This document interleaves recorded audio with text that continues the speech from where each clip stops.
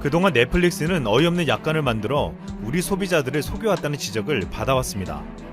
공정거래위원회가 불공정하다고 시정시킨 6개 항목 중 대표적인 3가지는 이렇습니다. 첫 번째, 고객의 동의 없이 요금 변경 내용의 효력을 발생시키는 조항. 두 번째, 회원의 책임 없는 사고, 계정 해킹 등의 회원에게 모든 책임을 지도록 한 조항. 세 번째, 회원의 손해배상 청구권을 제한하는 조항. 뒤늦게 불공정한 약관을 알게 된 소비자들은 부당한 약관을 그동안 몰랐다며 비판했습니다. 공정위는 15일 넷플릭스 이용 약관 중 부당한 6개 유형의 불공정 약관을 시정시켰고 이는 20일부터 적용될 예정입니다. 소비자들은 공정거래위원회의 시정 조치가 시원하게 제 역할을 해냈다며 환영했습니다.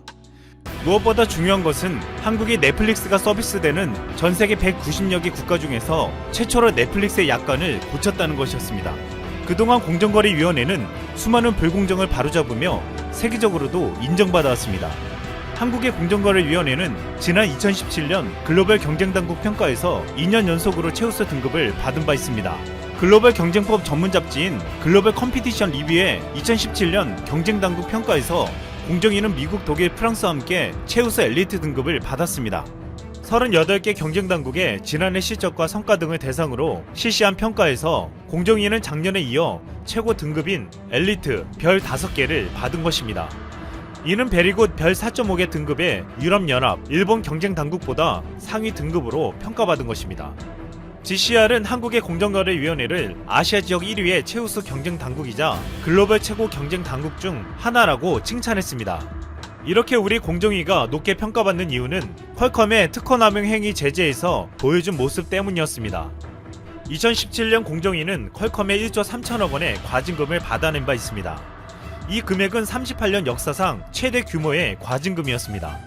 공정위가 과징금을 부과한 이유는 퀄컴이 지난 2009년부터 경쟁 칩셋 제조사에 특허 사용권을 주지 않고 스마트폰 제조업체들에게 라이선스를 강제로 계약하게 만들었다는 것입니다.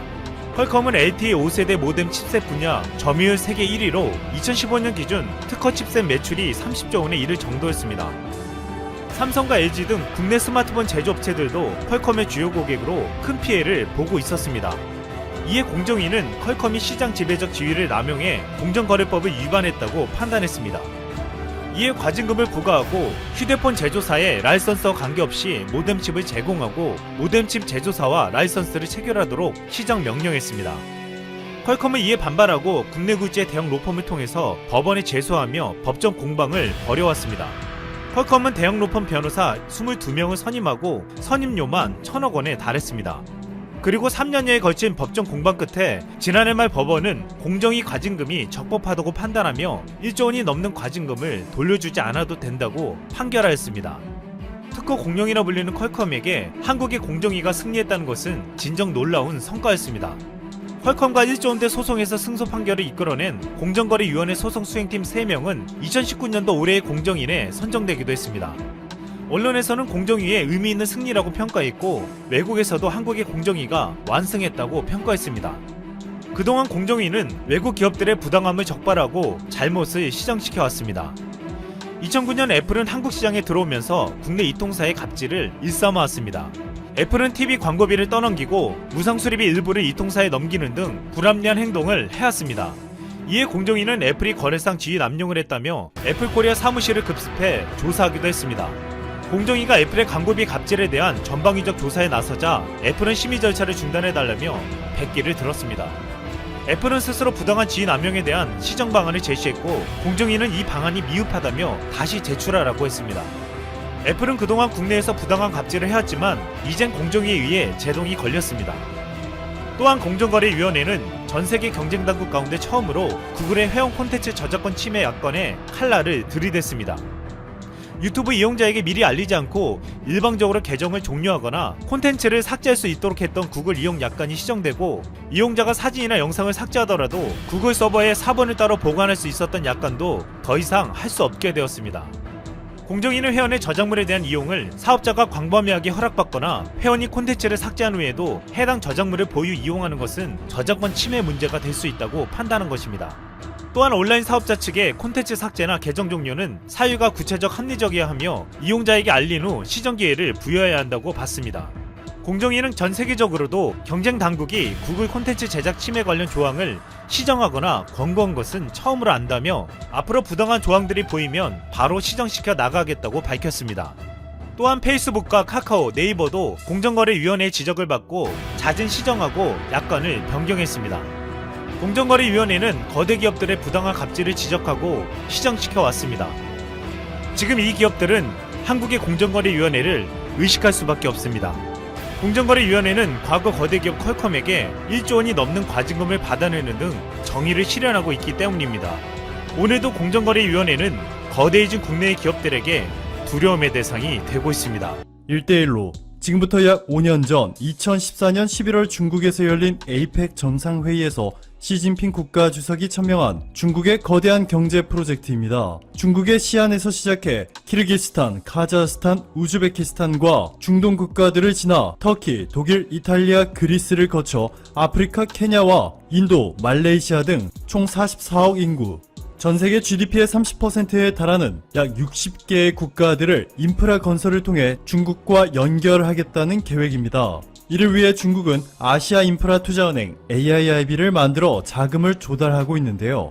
AIIB에 가장 많이 투자한 국가들을 보시면 중국이 30%로 1위, 인도 2위, 러시아 3위, 독일 4위, 한국이 5위입니다. 세계에서 5번째로 많이 투자한 것이죠. 프랑스, 영국, 사우디, 캐나다, 이스라엘, 호주, 덴마크, 핀란드 등 총 100개국이 회원으로 가입되어 있고요. 이미 전 세계 무대에서 63개의 프로젝트가 승인되어 진행 중에 있습니다. 1대1로에 대해 부정적인 의견도 상당하죠.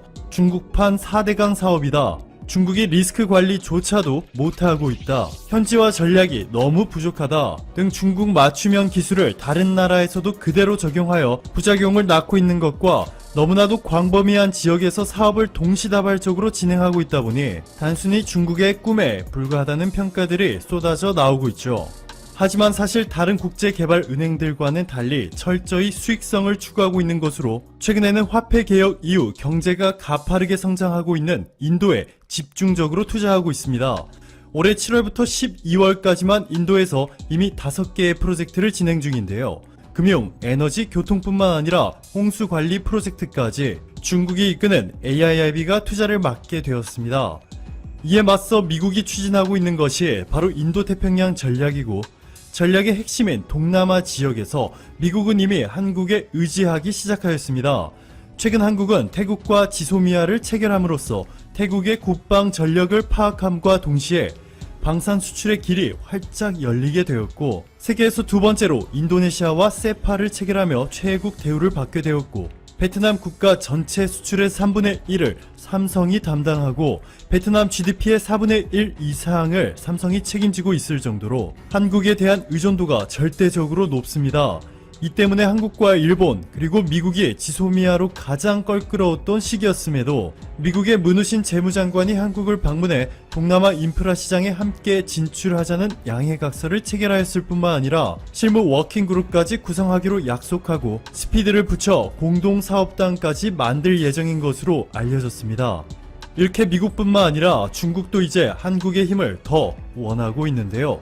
23일 문재인 대통령과 시진핑 중국 국가주석이 오전 11시 30분에 베이징 인민대회당 1층에서 30분간 한중 정상회담의 시간을 가질 예정이었지만 실제로 회담이 종료된 시간은 12시 25분, 총 55분이나 소요된 것으로 기대 이상의 매우 적극적인 만남이었습니다. 중국의 신화통신에 따르면 이 자리에서 시진핑 주석이 한국과 중국의 실무협력의 차원과 수준을 높여야 한다고 강조하였는데, 이와 함께 1대1로 협력 강화 및 한중 FTA 2단계 협상 체결도 속도를 내자고 전한 것으로 알려졌습니다. 이에 문재인 대통령도 중국의 1대1로와 한국의 신남방 신북방 정책 연계를 추진해 함께 시장을 개척해 나가기 바란다고 화답하였습니다. 이렇게 중국과 미국 모두 동남아 시장에 진출하는데 한국을 최우선 파트너로 절대적으로 필요로 하고 있기 때문에 한국이 중국의 1대1로와 미국의 인도태평양 전략 양쪽 모두에 발을 담은 것이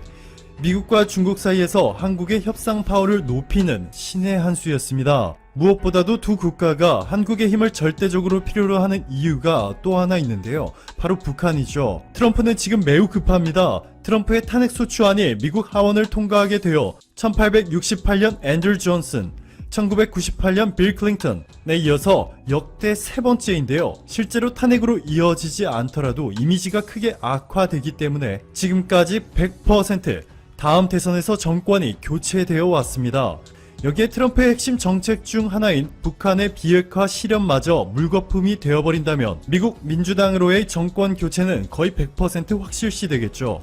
사실 트럼프는 한국의 중재 덕분에 베트남 하노이에서 성사된 2019년 제2차 북미 정상회담을 통해 뭔가 결과물을 보여주어야 했습니다. 그런데 트럼프 행정부가 마치 자신이 대단한 협상가인 양 비즈니스 협상 전략을 국제정치에 그대로 적용하며 북한을 떠보다가 완전히 망쳐버렸죠. 최근 북한이 크리스마스 선물이 무엇이 될지는 미국에 달려있다 라고 전했는데요. 북한의 비핵화를 전제로 한 북미 정상회담, 이것은 탄핵으로 초유의 위기에 놓여있는 트럼프의 마지막 생명줄과도 같을 겁니다. 자, 또 다른 선물 하나는 북한의 대륙간 탄도미사일 ICBM을 크리스마스 오전에 시험 발사하는 것인데, 존 볼턴 미국 전 보좌관이 미국 악시오스와의 인터뷰에서 김정은이 크리스마스 때 도발을 실제로 하게 된다면 백악관이 대북 정책이 틀렸음을 인정해야 하는 매우 이례적인 조치를 취해야 한다 라며 트럼프 행정부의 대북 정책을 레토릭, 즉 화려하고 과장되게 꾸민 미사여구라 비판하였습니다. CNN의 보도에 따르면 북한이 더 이상 미국의 경제 제재 해제에 목매지 않고 극단적인 케이스에서는 미국과 협상을 완전히 포기하고 핵 보유국으로 가는 방향 또한 계획하고 있는 것으로 전해졌습니다. 미국이 선택할 수 있는 폭이 상당히 좁아진 만큼 이번에는 미국이 한국의 중재 없이 혼자 북한을 다시 설득해 완전 비핵화를 이끌어내는 것이 거의 불가능해 보이죠. 중국도 상황은 마찬가지입니다. 현대경제연구원의 조사 자료에 따르면 북한에는 42조 원 규모의 금, 214조 원 규모의 철, 340조 원 규모의 무연탄, 1008조 원어치의 갈탄, 1092조 원 규모의 석회석이 매장되어 있고, 완전 비핵화가 실현되고 난 후에는 북한 전체 지역에 인프라를 완전히 새로 설치해야 하는 등 천문학적인 수익을 창출할 수 있는 기회가 열리게 됩니다. 물론 북한이 돈이 없기 때문에 현재 중국이 북한에서 사업을 영위하고 있는 것처럼 철도나 도로 등의 인프라를 설치해주고 그 대가로 북한의 광물 채굴권을 얻는 방식이 되겠죠. 미국도 북한의 제재를 풀어주는 대가로 상당한 규모의 사업권을 요구할 텐데, 결국에는 한국이 미국과 중국 중 어느 국가와 더 협력해서 대북 정책을 펼쳐 나갈 것이냐에 따라 대북 사업의 주도권이 어디로 갈지 갈리게 되었습니다. 오늘도 감사합니다. 최고의 하루 보내시길 바랄게요.